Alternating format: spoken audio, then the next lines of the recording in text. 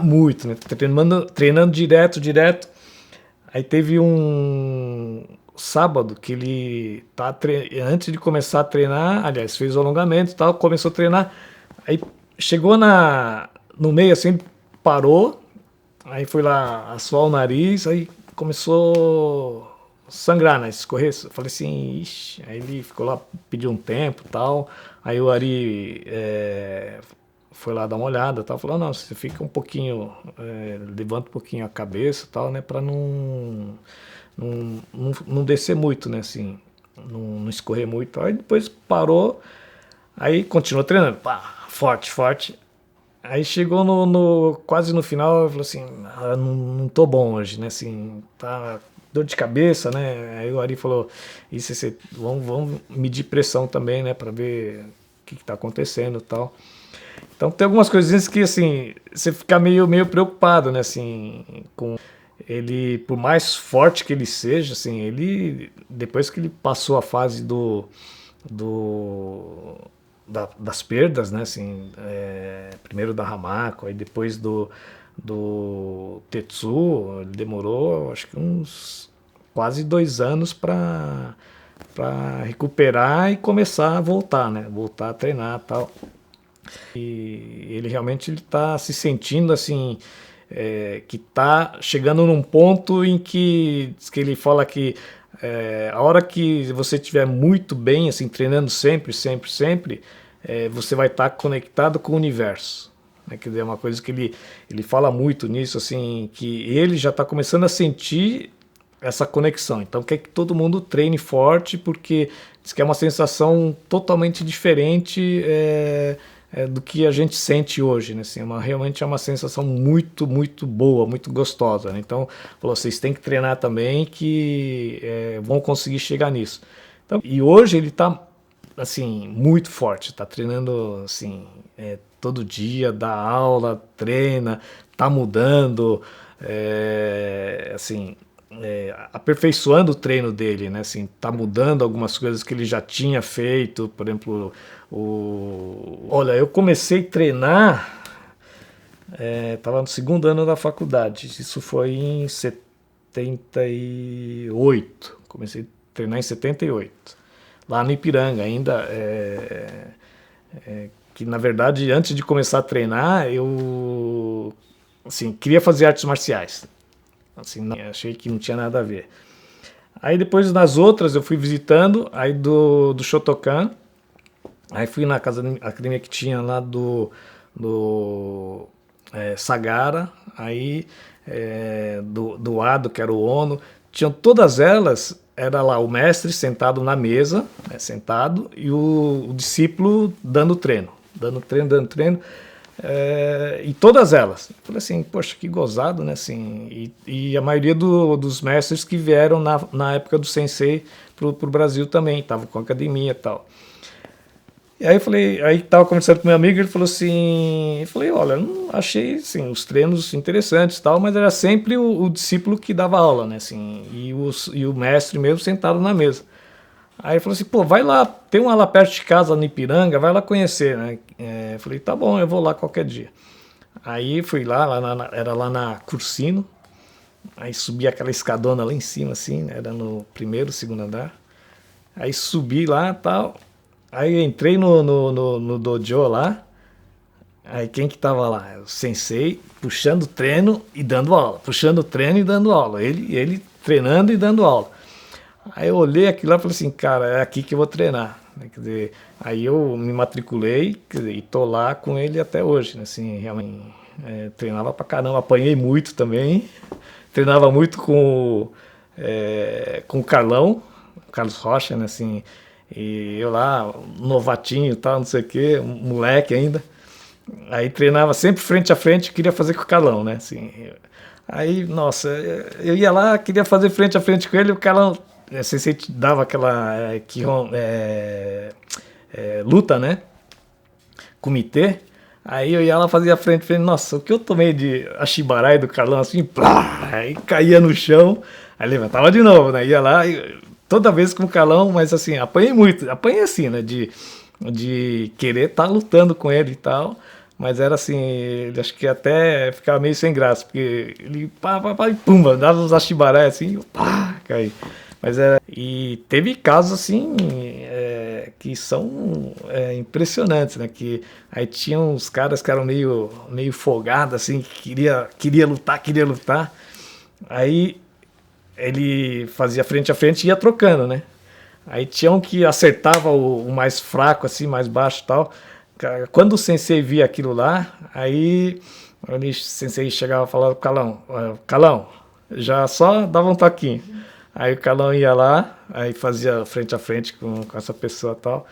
Aí o Calão ia lá e pá, assim, pra mostrar que, assim, quem sabe assim machucar quem não sabe, né? Então, para saber que você tem que saber cuidar de quem é menos graduado, né? Cuidar assim de respeitar a não machucar quem é menos graduado, né? Quer dizer, Por que aconteceu isso? não sei, acho que foi uma coisa assim, porque eu me sentia que ele não me aprovava assim no padrão dele, o estilo dele, a forma dele não só treinar, mas assim a forma de vida dele. E eu sentia que eu não estava no assim no perfil que ele acharia que seria interessante ter um relacionamento e tal. Por que você sentiu? Não sei, assim, ele é muito seletivo, né, assim, para tudo, né, assim, ele se gosta de você, ele vai gostar, mas ele nunca demonstra nada, assim, né, assim, ele que decide, né, então, por exemplo, vamos onde hoje, né, quer dizer, então ele que vai escolher, não, hoje vamos na churrascaria. Não, hoje vamos lá no Consulado Mineiro, comer feijoada. Mas chegando lá, ele que decide o que ele vai querer. Porque é meio que não é tradição, é uma norma, né, de você, por exemplo, quando está com o mestre, ele que estabelece as regras, ele que escolhe a comida que você vai comer e você tem que comer. Na verdade, esse é o normal, né, assim, na nossa academia, na Butokan, às vezes você sai lá o pessoal para jantar, não sei o quê, aí fala assim, não, vamos tomar saquê e tal, né? Aí o pessoal, assim, você queria tomar cerveja, né? Quer dizer, isso na verdade não pode, né? Assim, não é a regra normal para um karateca, né? Assim, quando você fala uma coisa, tem que ser aquilo lá, né? Assim, ele sente, mas ele sabe também que o país é outro, a cultura é outra, então ele releva muito isso, né? Então, mas na verdade ele gostaria de ser assim, tratado como deveria ser, né? Mas ele assim, é o mestre dos mestres, eu acho, né? Assim, inclusive, no karatê, hoje, no karatê que a gente fala o karatê moderno, nova geração tal, eu ainda, assim, o que eu imagino é que isso que o sensei está treinando hoje, que ele está desenvolvendo, ele está demonstrando para gente, está ensinando para gente, é o que vai ser o karatê no futuro. Porque hoje o karatê virou só competição. Né? Você já brigou com a federação muito tempo atrás, porque ele falava que o karatê não é comércio. Então, e o que a federação faz é comércio. Falou, eu não quero mais isso. Eu já formei os atletas, os profissionais, agora comércio não é karatê. Então, no meu modo de pensar, eu acho que isso daí no futuro, vai voltar ao que o sensei está fazendo hoje, né? Que é, inclusive, na parte de luta, né? Assim, como é que você consegue usar mais a sua força sem perder tanta força de fazer o movimento correto do karatê, mas fazendo já economizando a energia e a sua força, para poder aplicar isso no karatê, principalmente com respiração, né? Mas Precisa pagar as contas, tanto que ele sofre muito com isso, está sofrendo ainda, ele nunca chegou na vida toda dele, assim, nunca teve tão apertado assim, de situação financeira por ter menos alunos E isso reflete, por exemplo, a retirada que ele faz. Sugeriram para ele, nossa, assim, vamos baixar o valor aí da mensalidade e tal, né? Ele falou, não, se for baixar a mensalidade eu paro, eu não vou me rebaixar. Quer dizer, quem quer treinar comigo, vamos treinar junto, né? Mas eu não vou rebaixar o valor que eu tenho estabelecido como mensalidade para poder ter mais aluno ou menos alunos. Quer dizer, isso realmente para mim seria uma desonra, né? Assim, as mudanças que ele teve, né? Por exemplo, toda a fase que a gente treinava, tal, ele dava o treino, tudo. Ele sempre veio numa fase assim, sempre o treino dele era sempre para cima, né? Assim, sempre foi. E o baque grande mesmo foi quando teve a perda da Hamako. E aí, mas como eles já estavam separados, ele realmente deu uma caída, mas o choque mesmo foi quando perdeu o Tetsu, né? Que daí realmente acho que ele não esperava isso. Ele falava assim, caiu o meu chão, né? Assim, eu não sei mais o que eu vou fazer. Entrava e falava que, não sei nem se pode colocar isso, sei, né? Mas assim, ele falava que ele não queria mais viver também. Diz que ele sentia, recente ainda, o Tetsu vinha, ele à noite ele não conseguia dormir, aí ele enxergava o Tetsu assim, chamando por ele, falou assim, me ajuda, eu tô com medo, tô com medo. Então ele fala, também quero ir junto. Que ele fala assim, não tô conseguindo dormir e toda vez eu vejo o Tetsu me chamando, falando que tá com medo, tá muito escuro, tá com medo, eu quero ir junto. Puxado para ele. E eu achava que ia ser difícil ele superar, né, assim, de realmente superar essa fase. E eu acho que aos poucos foi, mas demorou 2 anos.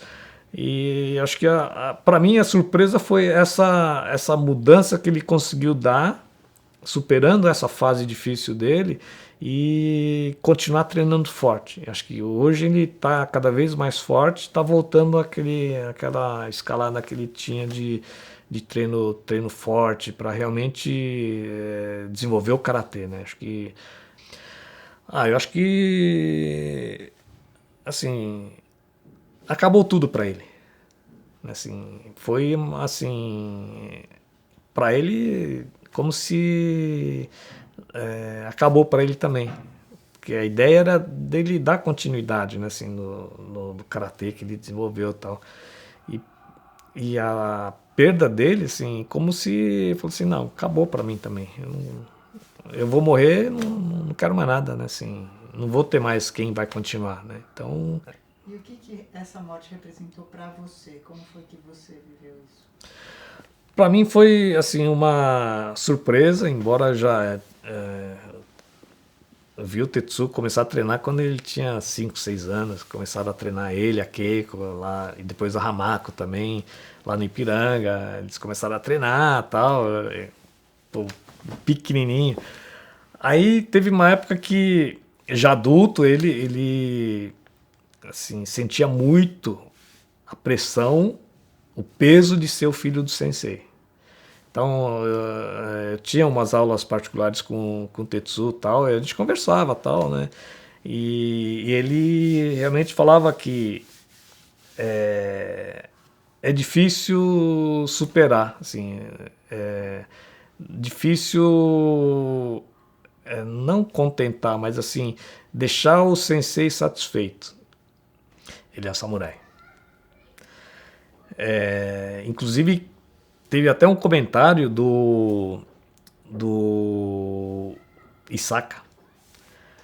Assim, quando eles saíam, quando eles eram jovens, né, ele falava, não, quando a gente saía tal, Sensei era o samurai da turma, né? Quer dizer, ele, por exemplo, um outro japonês, mestre de karatê, falando que Sensei era um samurai, porque era tipo uma pessoa que assim tinha uma ideia convicta e seguir em frente. Quer dizer, ele vai na frente, ele faz, fala com qualquer um e assim, tem que ser do jeito que ele quer, né? Realmente é um negócio muito assim, focado, é o jeito dele, né? Falou assim, não, eu sou...